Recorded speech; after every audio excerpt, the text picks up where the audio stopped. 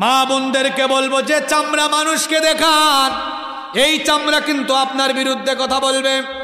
অনেক মেয়েরা আছে বেপর্দা হয়ে স্কুলে যায়, কলেজে যায়, এরপরে আবার টিকটক বানায়, ব্লগ বানায়, আছে না নাই?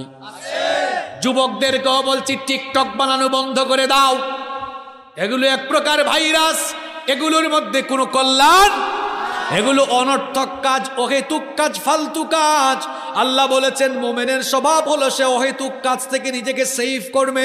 আল্লাহ সূরা মুমিনুনে বলেছেন, ক্বাদ আফলাহাল মুমিনুনাল্লাযীনা হুম ফী সালাতিহিম খাশিউন ওয়াল্লাযীনা হুম আনিল লাগওয়ি মুরিদুন।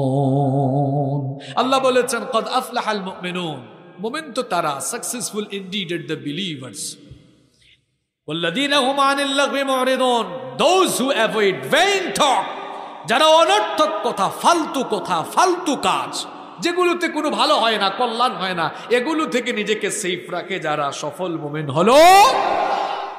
এজন্য আমার যুবক ভাইদেরকে, আমার তরুণী যুবতী বোনদেরকে বলবো, খবরদার টিকটকে আসক্ত হয়ে এভাবে আপনি আপনার যৌবনটাকে নষ্ট করবেন না।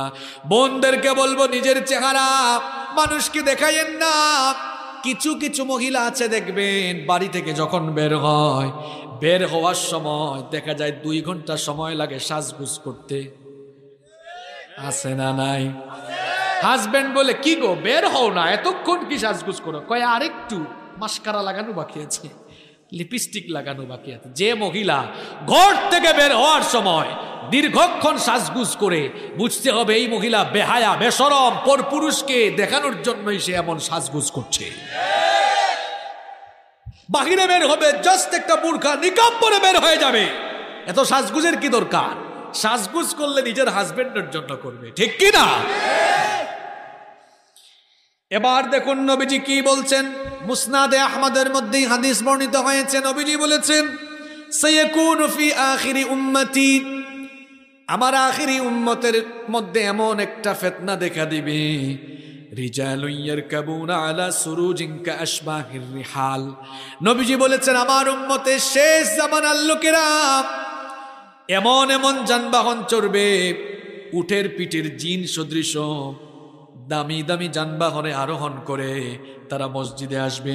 ইয়ানজিলুনা আলা আবওয়াবিল মসজিদ, মসজিদের সামনে এসে তারা গাড়ি থেকে নামবে, গাড়ি পার্কিং করবে।